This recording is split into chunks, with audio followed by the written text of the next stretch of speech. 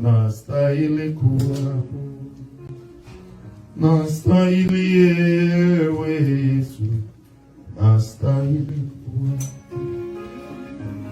unastahili. Gloire au Seigneur. Oui, éternel Père de gloire, tu mérites d'être loué, tu mérites d'être adoré, tu mérites d'être élevé, tu mérites d'être béni. Père, me voici devant toi, me voici devant ton peuple, devant tes enfants. Père, je remets le prédication d'aujourd'hui, les messages d'aujourd'hui entre tes tendres mains. C'est toi, Seigneur, qui as voulu que je parle à travers ce sujet. Je te demande, mon Dieu, mon roi, de nous ouvrir les oreilles spirituelles, le cœur spirituel, afin d'attendre et de comprendre le message d'aujourd'hui. Ce qui nous suit ici présentement dans la salle de l'église, ainsi que ce qui nous suit de loin sur les réseaux sociaux, Seigneur, je te demande que le Saint-Esprit nous mette tous dans les mêmes chaînes spirituelles, afin que nous soyons tous, afin que le message d'aujourd'hui puisse nous donner la force, nous encourager à demeurer ferme dans ta parole, à demeurer ferme dans le ministère que tu nous as confié, à demeurer ferme dans tout ce que nous faisons. Car tu es le Dieu qui ne change pas. Tu es le même hier, aujourd'hui et éternellement, et tu resteras toujours Dieu. De toute l'éternité en éternité, nul ne sera comparable à toi. Aucun Dieu, ni au ciel, ni sur la terre, ni sous la terre, est comparable à toi. Tu es unique et tu resteras toujours unique. Tu es tout puissant et tu resteras toujours tout puissant. Tu es l'alpha et l'oméga et tu resteras toujours alpha et oméga. Tu es, Seigneur, le commencement et le fin de toutes choses. Tu resteras ainsi. Que les anges viennent nous entourer. Et que le Saint-Esprit, Seigneur, commence à nous visiter à travers ta parole. Tout esprit de distraction, de mauvaises pensées, je les chasse maintenant au nom de Jésus-Christ. Prends possession de nos pensées, de nos raisonnements. Prends possession de notre santé. Car ta parole, c'est la vie. Faites en sorte qu'à travers cette parole, ceux qui l'attendront, qui sont malades, qu'ils soient guéris. Ceux qui auront des besoins différents, Seigneur, que tu leur répondes selon ta propre volonté. Et qu'il en soit ainsi et accompli. C'est dans le nom puissant de Jésus-Christ que j'ai ainsi prié. Amen. Amen. Amen. Oh mon Dieu, vous n'avez pas mangé le matin ou quoi? Amen. Alléluia. Amen. Mes frères, l'amen, on ne le fait pas cela pour un homme. Amen, on le fait pour Dieu, pour confirmer que tout ce qui est dit, tout ce que sa parole dit, c'est la vérité, ce n'est que la vérité. Amen. Amen. Alors, merci beaucoup. Acclamez encore la parole du Seigneur. Que le nom du Seigneur soit loué. Mais bien aimé, c'est le temps d'écouter le message du Seigneur. Le message du Seigneur que lui-même il a choisi que nous puissions attendre. Parce que Dieu, il voit comment nous sommes. Dieu, il voit comment nous sommes en train de vivre des moments difficiles. Il voit comment nous sommes stressés. Il voit comment nous sommes inquiets de notre propre vie. Il voit nos pensées, comment ils sont loin. Ils sont loin de lui. Il voit comment des jours, des nuits, comment on est en train de s'imaginer, comment nous allons faire pour s'en sortir dans ce que nous sommes en train de traverser. Il voit toutes ces choses. C'est pourquoi j'étais ici en jeune, il m'a donné ce thème qui est intitulé « Quand tout semble perdu ». Quand tout semble être perdu, ne perdre pas espoir. Amen. Quand tout semble être perdu, quand tout semble être impossible, le Seigneur nous dit, il nous dit, ne perdre pas espoir. Amen. C'est ça notre thème d'aujourd'hui. Nous allons regarder l'histoire d'une femme. Ensuite, il y a d'autres versets qui vont appuyer l'histoire de cette femme. Une femme qui était atteinte d'une maladie grave à l'époque juive. Une femme dont il coulait le sang pendant 12 ans. Une femme dont la Bible me dit, elle a épuisé toutes ses richesses pour se faire soigner, mais ça n'avait pas marché.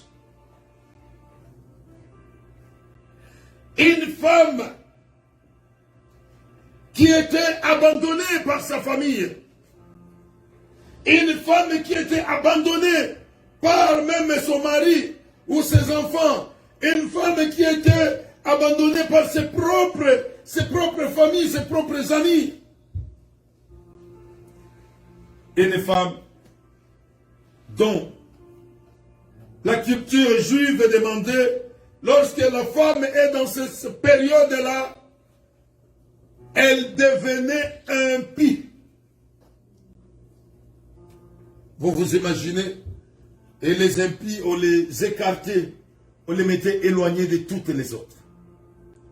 Nous allons retourner dans l'évangile de Marc, au chapitre 9, au verset 19 à 20. Marc, chapitre 9, au verset 19 à 20. Nous lisons au nom de Jésus-Christ.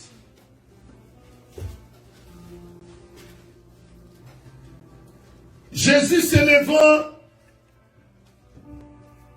et le suivit avec ses disciples. Et voici une femme atteinte d'une perte de sang depuis 12 ans, s'approcha par derrière et touchant les bords de son vêtement. Souligne ça, c'est très important les mots. Les phrases qui sont écrites dans le message sont très importantes. Si vous prenez notre souligne, si vous avez une Bible, souligne. La Bible me dit une femme qui était atteinte d'une perte de sang depuis 12 ans, s'approchant par derrière et touchant les bords de son vêtement. Car, ça c'est très important, car elle se disait en elle-même, si je puis seulement toucher son vêtement, je serai guéri. Amen. Est-ce que c'est Marc 19, moi ça parle d'un enfant? Hein? C'est comme si c'est pas ça. Excusez-moi, c'est Matthieu.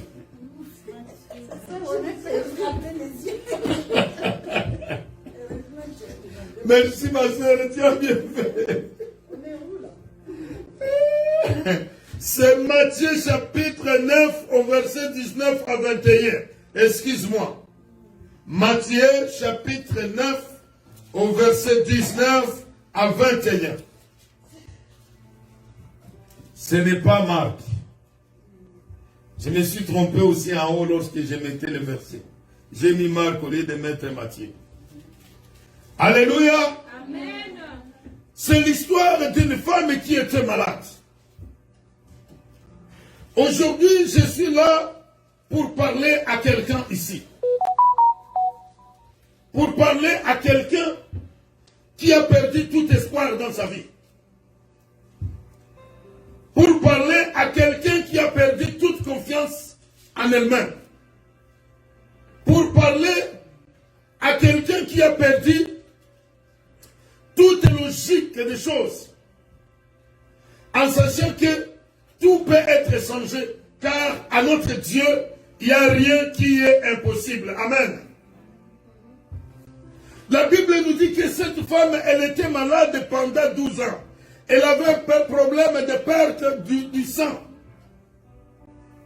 Et dans la loi mosaïque, il était interdit une femme lorsque elle avait dépassé ces 3 jours comme l'habitude. Et lorsque les jours augmentent, cette femme, elle devenait automatiquement impure. Nous pouvons lire cela dans Lévitique au chapitre 15 au verset 25. Lévitique chapitre 15 au verset 25.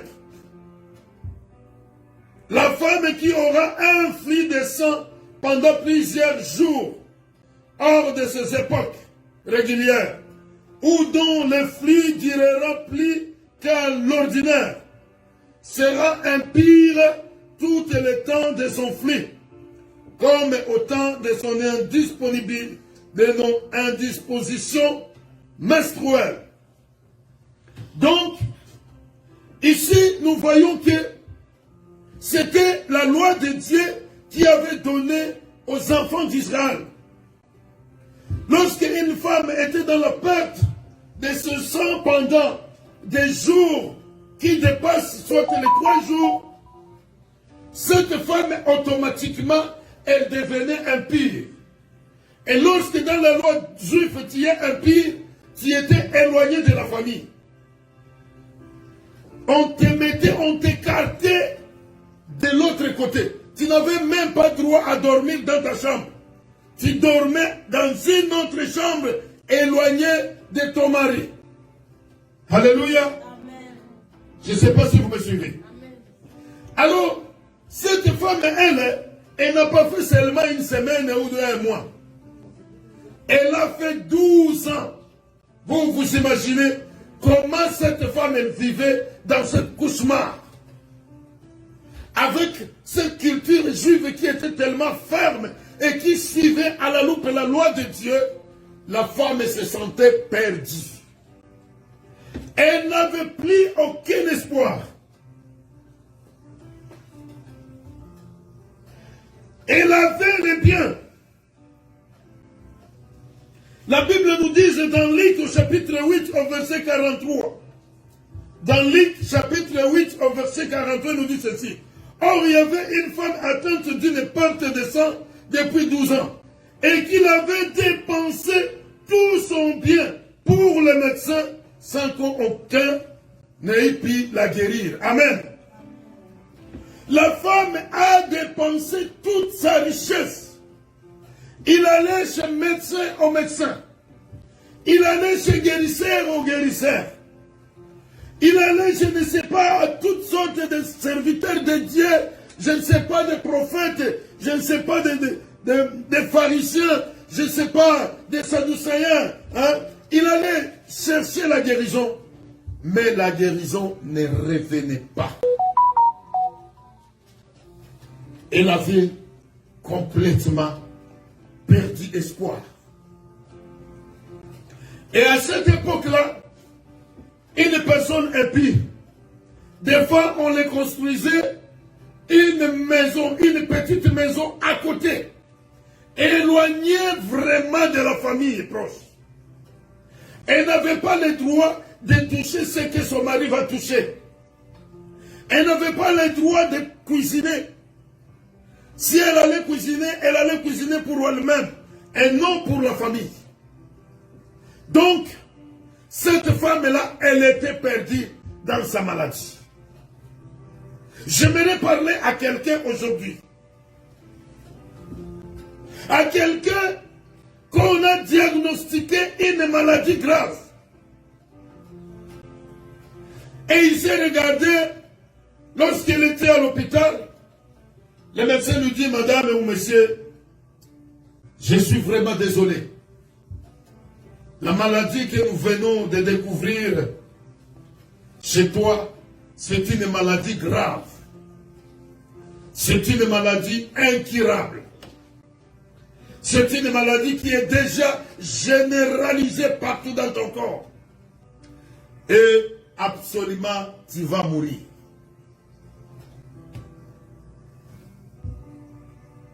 Quand les médecins t'annoncent une telle nouvelle, ici dans la tête, ça tourne comme ça. Tu avais des pensées négatives, directement, les pensées dans votre tête deviennent négatives. Tu avais une vision de la vie. Tu avais une vision que moi je vais prospérer, je vais faire des grands projets dans ma vie, je vais bâtir, je vais construire, je vais me marier, je vais se marier, je vais étudier. Mais quand on t'annonce une telle nouvelle, directement la vie bascule. Tu voyais la lumière dans la salle était blanche, automatiquement la salle devient noire et obscure. À cause du message que le médecin t'annonce.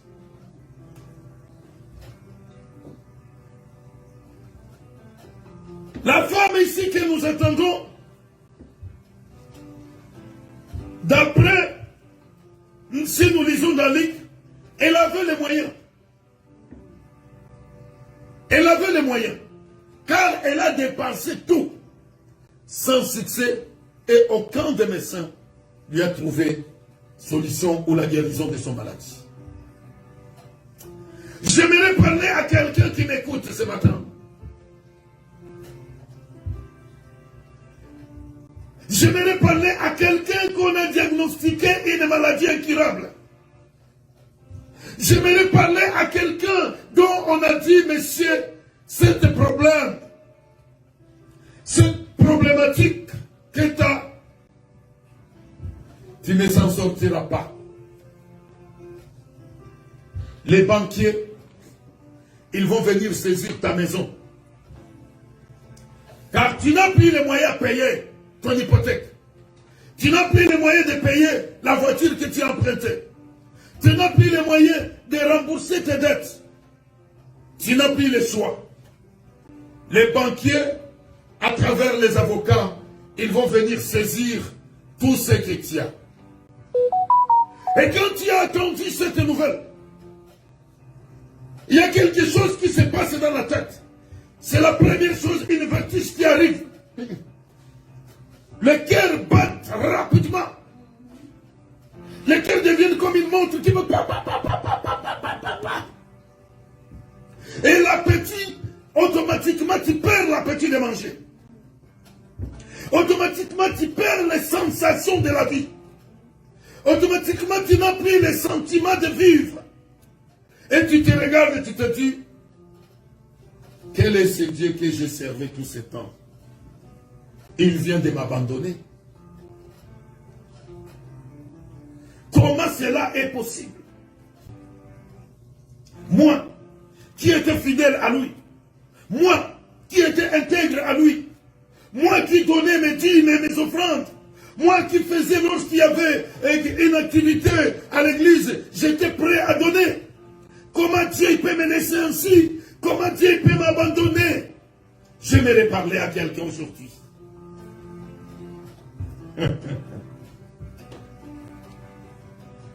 Quand tout semble être perdu, ne perdez pas l'espoir. Amen. Amen. Alors, comme la femme, c'était une femme, si je regarde, c'était une femme qui avait une foi. Parce qu'il est tellement impossible que nous attendions un prédicateur qui s'en vient, qui est en train de prêcher, et que tu te dises dans ton cœur que si je touche seulement les bords de son vêtement, je serai guéri. Ça, ce n'est pas une foi qui a été donnée à n'importe qui. C'est une foi qui est au-delà de ce que nous pensons. C'est une foi qui amène Dieu à réagir d'une manière urgente. C'est une foi qui amène Dieu de sortir dans son trône pour venir intervenir dans ton problème. Amen. Amen. Je ne sais pas si vous m'entendez. Alléluia. Amen. Mes chers frères et sœurs, la dame, après avoir épuisé toutes ses richesses, même peut-être il a vendu sa maison, peut-être même il a vendu ses champs, peut-être même il a vendu ses habits, peut-être même il a vendu ses casseroles ou autre chose. Il s'est retrouvé absolument rien dans ses mains. Il faut attendre comme ça, hein, si ce n'est pas à toi. 12 ans, tu traverses une épreuve. Hein. Ça n'a pas été donné à tout le monde de supporter ça. Attends cela à ton frère ou à ton ami. Mais quand ça t'a touché toi directement, je te dis c'est l'enfer. C'est l'enfer cette terre. La dame qui marchait comme un orphelin. Puisque lorsqu'elle marchait, tout le monde le voyait. Il s'éloignait de lui. Non, non. Ça, non, non. Je ne peux pas toucher. Il est impie. Non.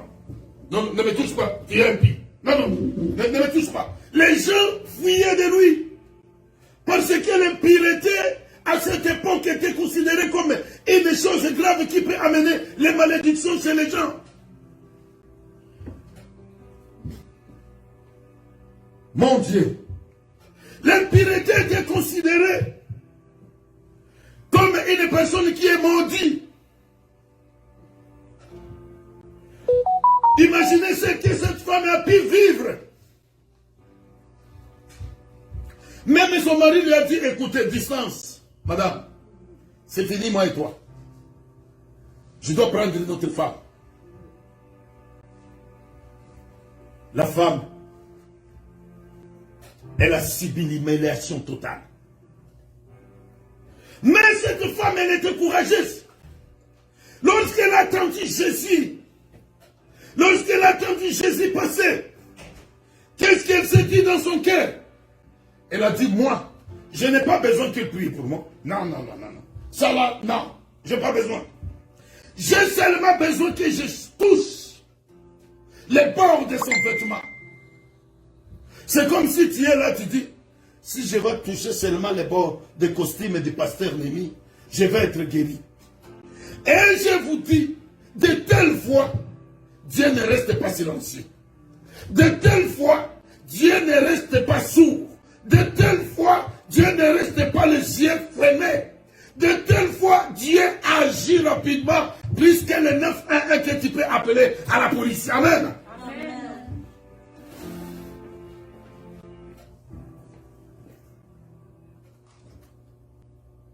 Et quand il est allé, il s'est infiltré. Il n'avait pas même pas parlé à la personne. Aucune personne qui l'a parlé. Je pense qu'il s'est masqué pour que les gens ne le voient pas. Parce que si on le voyait, on allait signaler, hey, hey, et une femme impie qui vient de venir, il vient ici, il vient ici. Peut-être elle allait être pourchassée. Elle est entrée, pénétrée au milieu des gens tranquillement, tranquillement, tranquillement, jusqu'à ce qu'il est allé toucher les bords du vêtement de Jésus-Christ. Alléluia. Amen. Et la Bible me dit, automatiquement, cette femme-là, elle est guérie. Acclamez le roi des rois. Acclamez le roi des rois, mes frères. Est-ce que quelqu'un peut me lire dans les mêmes versets? Commençons au verset 22. Verset 22. Oui, Marc. Matthieu chapitre 9. Au verset 22. Lire ça.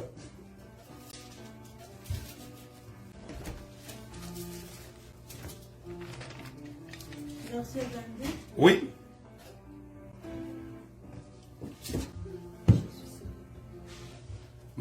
Matthieu chapitre 22, chapitre 9 au verset 22. Okay, Amen. Ah, Jésus se retourna. Et la percevant, dit, prends courage, ma fille, ta foi t'a rétablie. Et de cette heure-là, la femme fut rétablie. Amen. Amen. Dans notre version, on nous dit, Jésus, il a dit, qui m'a touché? Ça, c'est dans Luc. Qui m'a touché? Les disciples se regardaient et disaient, mais Seigneur, qui t'a touché? Tu vois qu'il y a un masse de foule ici qui t'entoure. Mais comment on peut savoir qui t'a touché? Parce que l'impureté de cette femme, pour montrer que son impureté était grave, avait même réduit la force de Jésus-Christ. Amen. Parce que Jésus avait senti que non, il y a quelque chose qui sort à moi. Parce qu'elle était touchée par une femme, il était touché par une femme impure. Et Dieu, Jésus-Christ, se détourna et dit, mon enfant, prends courage. Ta foi t'a sauvé. Amen. Amen. Alléluia. Amen. J'aimerais parler à quelqu'un ce matin. Quelqu'un dont la vie semble être complètement fouchée. La vie semble être complètement impossible à récupérer. Et tes frères et sœurs te regardent et te disent, toi tu n'es rien. Ici en famille là, tu n'es que rien en rien. Si tu vas mourir, que tu meurs. Qu'est-ce que tu fais encore ici? Tu nous as trop dépensé. Tu es maintenant inutile. Tu n'as plus aucune valeur devant nous. Si tu vas mourir, que tu meurs. J'aimerais te parler, ma soeur et mon frère. Non. Ça, c'est les hommes qui parlent. Ça, c'est les hommes qui disent que tu ne vaux rien. Ça, c'est les hommes qui voient que non, toi, tu es foutu. Ça, c'est les hommes qui voient que non, financièrement, tu n'as plus rien, tu n'as plus l'emploi. Tu as vendu tous ces biens. Tu es devenu pauvre. Et ils te disent, écoutez, tu ne vaux rien. Même ce que vous mangez ensemble, lorsque tu étais en forme, même ce que tu étais lorsque tu étais en richesse, ils se sont détournés le dos contre toi. Et ils te voient maintenant, tu ne vaux rien. Ma soeur, mon frère, ne perds pas l'espoir. Les gens qui te voyaient, quand il s'est marié avec cette Marie-là, elle pensait qu'elle est mariée avec un Dieu. Voilà maintenant son mari lui a abandonné. Voilà maintenant sa femme l'a abandonné. Voilà maintenant ses enfants l'ont abandonné. Elle est maintenant comme un pauvre vieux qui marche avec pitié. Même si les gens commencent à te jeter les pierres, qui te blessent, qui te font pleurer, que tu regardes et tu dis, mon Dieu, quand ces gens-là étaient malades, je me géniais, j'ai prié pour eux. Quand j'avais des problèmes, je prenais leurs problèmes comme les miens.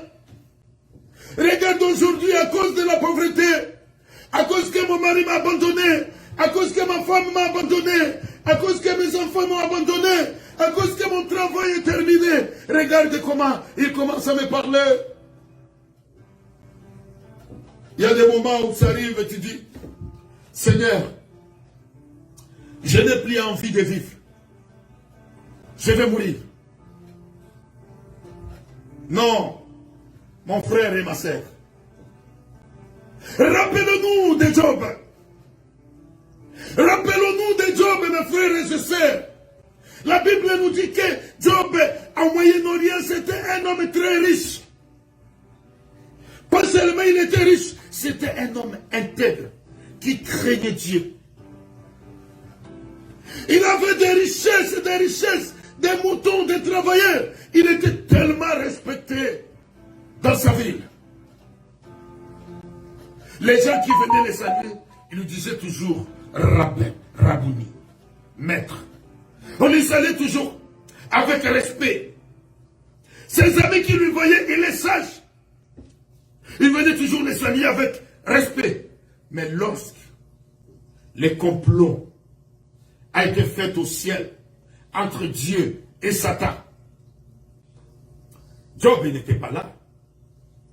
La parole de Dieu me dit, c'est les richesses qui ont commencé à se perdre. Les moutons, les brebis, les chèvres, et toutes sortes de biens commencent à se perdre. Et ça n'a pas arrêté là. C'est ses enfants qui ont commencé à mourir. Il avait 10 enfants. Les enfants ont commencé à mourir tous un par un. Ça ne s'est pas arrêté là. La Bible me dit que non. Satan, il a dit à Dieu. Vous savez, lorsqu'un homme est en bonne santé, mais il ne peut rien faire devant toi. Parce que tu lui as donné une bonne santé. Jésus autorise, Dieu autorise Satan à toucher son corps, mais de ne pas toucher son âme. Nous connaissons l'histoire de Job. Ses propres amis, les amis qu'il voyait que non, ça c'est mes vrais amis intimes, il se confiait même à eux. C'est eux qui ont commencé à se moquer de lui. Qui se disaient, non, Job, non. Ce que tu es en train de vivre là, non, c'est un péché, mon ami. Dieu ne peut pas châtier un homme comme ça s'il n'y a pas un péché qui a été commis. Donc, Job, tu es coupable. Job s'est regardé, il dit, mon Dieu, mon roi, je n'ai rien fait moi. Je n'ai rien fait moi. Mais ses amis, ils n'arrivaient pas à le croire. Mais j'aimerais te dire quelque chose. Lorsqu'un malheur, une malheur t'arrive, lorsqu'une problématique t'arrive, lorsqu'une maladie t'arrive, lorsqu'une pauvreté t'arrive, ne te justifie pas devant les hommes. Aie seulement confiance à ton Dieu. Aie seulement confiance à ton Dieu.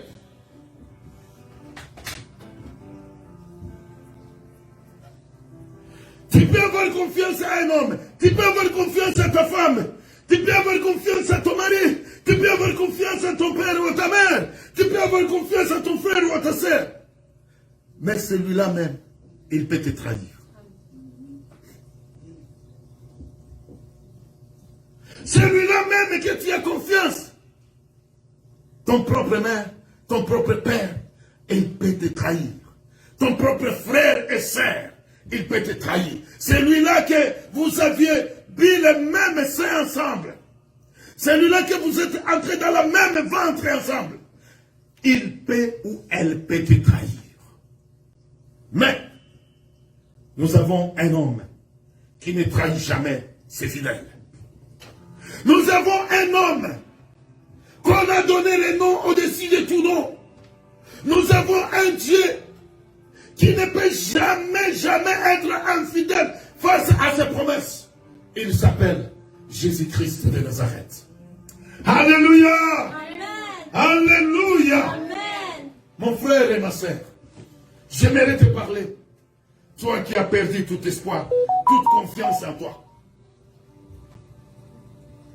Dieu que nous servons, ce n'est pas un homme. Ton patron peut te décevoir. C'est lui dont tu as travaillé de toute énergie.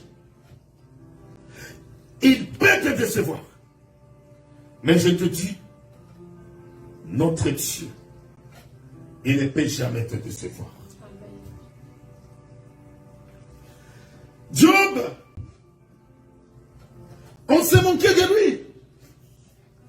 La parole de Dieu nous dit, même sa propre femme lui disait, maudit ton Dieu et que tu meurs, si tu vas mourir, que tu meurs. Vous voyez, la trahison qui venait de sa propre femme. J'ai suivi une émission française dont le titre était intitulé Il m'a trahi ou elle m'a trahi lorsque j'avais besoin de lui ou d'elle. Cette émission-là montrait les gens qui ont eu des accidents, qui ont tombé malades, et de voir comment leurs propres femmes et leurs propres maris, ils les ont abandonnés pendant qu'ils étaient malades. Tu vois leurs témoignages, tu pouvais pleurer comme ça. J'ai vu un homme qui disait, j'avais un bon travail, je gagnais vraiment ma vie, on avait une belle maison, mais en sortant du travail à moto, j'ai fait un accident de la route. Et on m'a coupé ma jambe.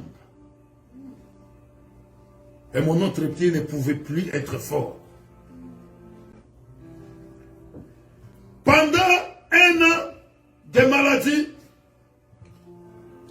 elle a commencé à entendre les paroles qui sortaient dans la bouche de sa femme. Ah, je suis fatigué moi là. Tout le temps soulevé, amené, tout le temps soulevé, amène ici. Je suis fatigué moi. Je ne peux pas supporter ça. Le mari écoutait. Il dit, mon Dieu, mais ma femme, j'ai pris soin d'elle. À un moment donné, 2 ans et demi arrivent, la femme appelle son mari, lui dit, écoutez, ce que je vais t'annoncer, je sais que ça va te faire mal, mais je n'ai pas le choix. Je ne peux plus supporter cette vie. C'est moi qui te prépare la nourriture.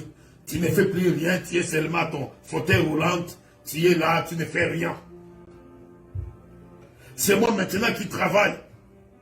Écoutez, je vais divorcer et nous allons vendre cette maison. Tu iras là où tu veux. La femme a procédé au divorce. Et le divorce a été consommé. Après la consommation du divorce, le cours où les ont obligés de vendre la maison. Il a été obligé de vendre leur maison et partager l'argent. Le monsieur s'est retrouvé dans des appartements de personnes handicapées. La femme qu'il a passé 22 ans ensemble, il l'a abandonnée. Une autre femme, aussi qui était une avocate, elle avait un bon salaire. Son mari aussi, elle était ingénieur. Du coup, la femme, elle pique la série. Les diagnostics sortent, on lui dit, tu ne pourras plus jamais marcher. Tu resteras handicapé toute ta vie. Et ta vie n'est plus longue sur cette terre. Les mariages portés pendant 3 ans. La 4e année commençait, le mariage a commencé. Il sortait, il revenait le lendemain. Il sortait, il revenait le lendemain. Quand la femme dit, qu'est-ce que tu vas me dire? Écoutez, je suis tanné, moi. Je dois faire ma vie, hein. Moi, j'ai la vie, je dois faire ma vie, hein. Je suis encore en forme, hein. Écoutez, je pense que le mari il avait 40 ans, la femme il avait entre 37 ans comme ça. Et puis, la femme. Alors qu'ils avaient 3 enfants, le mari a quitté la femme. Il s'est allé se marier avec une autre femme. J'aimerais parler à quelqu'un dont cette situation est arrivée. J'aimerais parler à quelqu'un qui avait confiance à son frère ou à sa sœur. Peut-être que tu lui avais confié tes biens. Tu lui avais confié ton argent. Tu lui avais confié ta maison. Tu lui avais confié tes richesses. Mais ton frère ou ta sœur ou ton père ou ton mari a détourné tes richesses. J'aimerais te dire, ne perdre pas l'espoir. Car notre Dieu, il est vivant. Amen. J'aimerais parler à quelqu'un qui ce professeur lui disait, toi, d'ailleurs, toi là, tu n'as pas besoin même d'aller loin.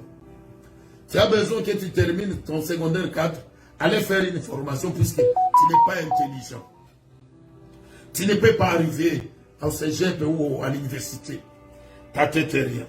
J'aimerais parler à quelqu'un aujourd'hui que non, ça c'est des paroles des hommes. Ce n'est pas des paroles de Dieu. Celui qui a le dernier mot à dire sur notre vie, c'est le tout-puissant Dieu créateur. Regardez cet homme-là qui était malade pendant 38 ans. Chaque jour, elle allait aux piscines de Bethsaïda pour aller trouver qui lui plongera dans les piscines afin qu'il puisse guérir. Puisque dans les piscines de Bethsaïda, l'ange venait agiter de l'eau. Et les personnes qui tombaient les premières étaient guéries de leur maladie. Les pauvres humains, 38 ans de maladie. À chaque fois que l'ange venait agiter de l'eau, les autres le précédaient, qui avaient les secours pour l'aider. Lui, il s'est retrouvé là-bas, jour et nuit. Il venait comme il venait, c'est la même chose comme il rentrait à la maison. Personne ne l'aidait pas à plonger dans l'eau. Mais un jour, oh alléluia, un jour, est-ce qu'on peut dire un jour du Seigneur, lorsque le temps de Dieu est arrivé, mon frère et ma soeur, Jésus-Christ, il passait là-bas. Il regarde l'homme. Il a eu pitié de lui. Jésus s'approchant de lui. Il lui pose la question. Veux-tu être guéri? Vous savez ce que le malade lui a répondu. Ô Seigneur, je n'ai pas personne pour me jeter dans la piscine quand l'eau était agitée par l'ange. Pendant que j'y vais, un autre descendait avant moi. L'homme, il ne savait pas à qui il était en train de parler. Pendant 38 ans. Ça, c'est l'histoire que vous pouvez trouver dans Jean chapitre 5, au verset 5 à 10. Pendant 38 ans. Mais la parole de Dieu me dit, il y a un temps pour cette chose. Il y a un temps pour pleurer. Et il y a un temps pour rire. Il y a un temps pour être humilié.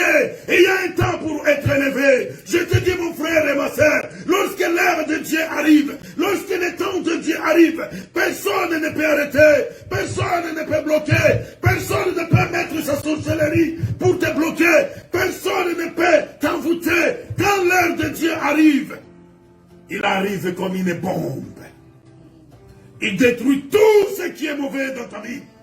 Il enlève tout le mal. Et le succès va commencer à venir de succès en succès, de gloire en gloire. Et les gens diront, non, c'est depuis la personne. Il est allé chercher le magie. Qu'est-ce que Dieu a parlé à cet homme? Jésus dit à l'homme, mon enfant, lève-toi.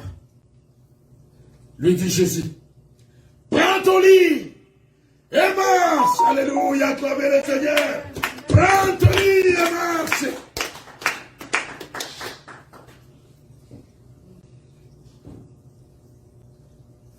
Et la parole de Dieu me dit, aussitôt,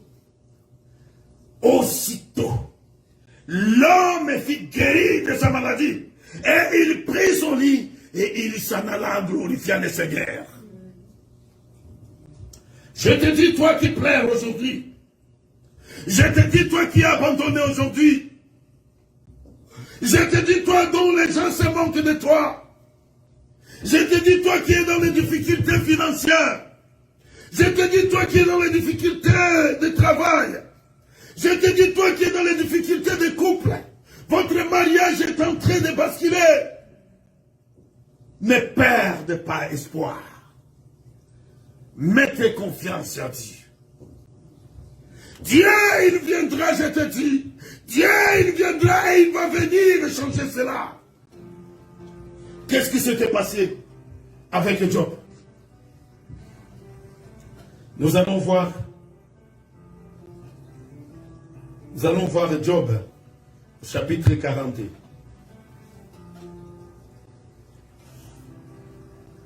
Job, au chapitre 40.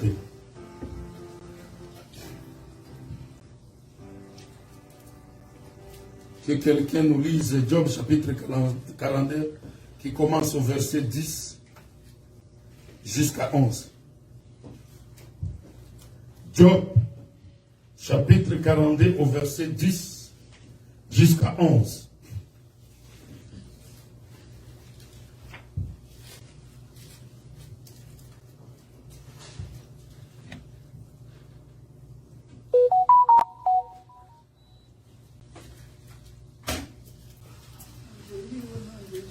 Amen. L'Éternel rétablit Job dans son premier état. Quand Job eut prié pour ses amis, et l'Éternel lui accorda le double de tout ce qu'il avait possédé. Amen. Les frères, les sœurs et les anciens amis de Job vinrent tous les visiter et ils mangèrent avec lui dans sa maison. Ils les plaignirent et les consolèrent de tous les malheurs que l'Éternel avait fait venir sur lui, et chacun lui donna un késita et un anneau d'or. Amen. Alléluia. Nous voyons ici, mes bien-aimés, mes frères et sœurs en Christ, que lorsque Job a traversé les moments les plus difficiles de son existence, Job n'a pas perdu la foi. Job, il a resté fidèle. Et la parole de Dieu me dit là-bas que Dieu rétablit Job. Il lui donna tous ses enfants et il multiplia les richesses. Ceux qui se moquaient de lui, ceux qui riaient de Job, c'est eux-mêmes qui sont venus apporter des cadeaux. C'est eux-mêmes qui sont venus manger avec nous. Et je te dis, ma sœur, ceux qui fuyaient de toi, mon frère, ceux qui se moquaient de toi, ma sœur, un jour qui s'en vient, un jour qui est proche, c'est la même personne qui viendra t'apporter les cadeaux. C'est la même personne qui viendra dire, ton Dieu est Dieu.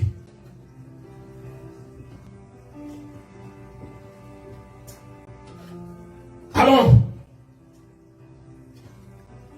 pendant que tu vis tes moments, la parole me dit, regarde seulement sur la croix. Pendant que tu vis ces moments d'abandon, pendant que tu vis ces moments d'humiliation, mon frère et ma soeur, prends courage. Car il y a des moments où on peut vivre des moments d'humiliation tellement difficiles. Et que tu te regardes et tu te dis, est-ce que réellement je mérite de vivre encore? D'une façon où les gens t'humilient, tu deviens même un chien plus beau de voir que toi. Non. Le chien n'est pas plus beau que toi. Car toi, tu es créé à l'image de Dieu. Amen. Et je te dis, ma sœur ou mon frère, prends courage. Ne regarde pas les murs. Ne regarde pas de gauche à droite. Pasteur, prophète, bishop, dont l'église est explosée. Peut-être que tu avais des centaines de gens. Tu restes, ce n'est que 5 ou 6 ou 8 ou 10. Peut-être que tu avais des 1000 de personnes. Tous sont partis parce qu'il y avait une influence de Satan. La Bible nous dit, nous n'avons pas à lutter contre la chair ni le sang, mais nous avons à lutter contre les dominations. Ceux qui nous détruisent, ceux qui nous divisent, ce n'est pas entre nous-mêmes. C'est Satan qui passe à travers les gens faibles pour se détruire nous-mêmes. Alors je te dis, ne perdre pas espoir. Ton Dieu est vivant. Il va répondre à son temps. Il nous dit dans Matthieu, au chapitre 11, verset 28 à 29, il dit, venez à moi, vous tous qui êtes fatigués et chargés, et je vous donnerai du repos. Prenez mon joug sur vous et recevez mes instructions, car je suis doux et humble de cœur, et vous trouverez du repos pour vos âmes. Il nous dit dans Jérémie, au chapitre 31, au verset 25, il dit ceci, car je rafraîchirai l'âme altérée, et je rassasierai toute l'âme languissante. Amen. Ne perdez pas l'espoir. Ne regardez pas les hommes. Les hommes peuvent te décevoir n'importe quel jour, n'importe quel temps, n'importe quel moment. Mais regarde le Dieu Tout-Puissant. Lui qui ne peut jamais décevoir quelqu'un. Il nous dit dans Psaume au chapitre 31, verset qui dit, fortifiez-vous et votre cœur soit affermi. Vous, tous ceux qui espèrent à l'éternel. Lorsque vous avez l'espérance à l'éternel, lorsque vous avez la confiance à l'éternel, affermissez votre cœur. Tu verras la gloire de Dieu. Et il nous dit dans Psaume au chapitre 29, au verset 11, Psaume 29 au verset 11, il nous dit, l'Éternel donne la force à son peuple, l'Éternel bénit son peuple et les rend heureux. Ton Dieu, il te rendra heureux. Dans cette affliction que tu es en train de traverser, dans cette problématique que tu es en train de vivre, Dieu, il va t'essuyer les larmes. Car on nous dit, comme un père a compassion de ses enfants, l'Éternel a compassion de ceux qui le craignent, car il sait de quoi nous sommes formés, et il se souvient que nous sommes poussière. Psaume 103, au verset 13 à 14. J'aimerais terminer à dire à quelqu'un, que ne crée rien. Le Seigneur amène ce message pour toi. Ce message c'est pour te donner l'espoir. Ce message c'est pour te donner la vie. Ce message c'est pour te donner la force et l'énergie. Ne crée rien. S'il s'agit des problèmes de la justice, nous avons un grand juge. Il est sur le trône, le Christ le Seigneur. S'il s'agit d'un problème financier, la parole de Dieu nous dit que la richesse, l'or et l'argent appartiennent à notre Dieu. Alors si nous faisons partir des enfants de Dieu, comment pensez-vous que Dieu ne nous laissera pas toujours dans les mêmes problèmes? Mais rappelle-toi, il dit, les malheurs attendent souvent les justes, mais l'Éternel en délivre toujours. Psaume 34, verset 20. Les malheurs attendent toujours les justes, mais l'Éternel l'en délivre toujours. J'aimerais te dire, toi sœur, tu ne fais pas des enfants. Toi sœur infertile, dont les gens se manquent de toi. Rappelle-toi d'Anne. Rappelle-toi de Sarah.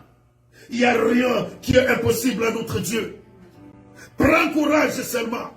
Sois fortifié. Affermisse-toi dans la parole du Seigneur. Tu verras la gloire de l'Éternel. Et tes ennemis un jour deviendront tes amis. Et tes ennemis un jour, c'est eux-mêmes qui chanteront ta gloire.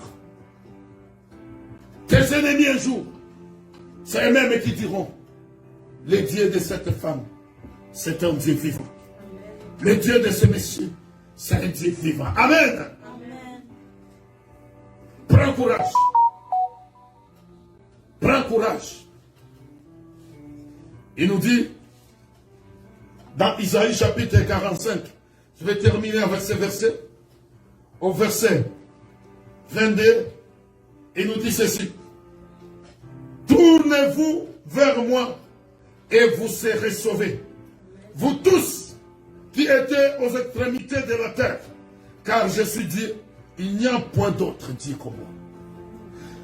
Nous devons tourner vers l'Éternel. Ne cherchez pas les solutions au diable. Satan peut te donner les solutions, mais ce sont des solutions à un petit terme de longueur. Mais quand Dieu te donne la solution, il te donne la solution en longue terme. La solution de Satan, c'est provisoire. Ne retournez pas chez les marabouts pour aller chercher votre solution. Même les marabouts, lorsqu'il a un problème, à qui il se retourne? Vous avez déjà vu un médecin qui se soigne lui-même? Vous avez déjà vu un médecin qui s'opère lui-même? Elle a besoin d'un autre médecin. Et notre médecin, c'est Jésus-Christ de Nazareth. Prenez courage, mes frères et sœurs, car notre Dieu est vivant. Prenez courage, car le Seigneur, il intercède pour nous. Et il dit dans sa parole que Dieu ne tente pas l'homme au-delà de sa foi. Prenez courage. Tout ce que tu vis, tout ce que tu traverses, Dieu t'aidera. Tu sortiras vainqueur. Et que le nom du Seigneur soit béni au nom de Jésus-Christ. Amen. Amen. Amen. Amen. Alléluia. Amen. Nous allons se mettre debout. Nous allons prier pour que l'Éternel nous donne la force d'être fidèles. Peu importe les moments que nous traversons.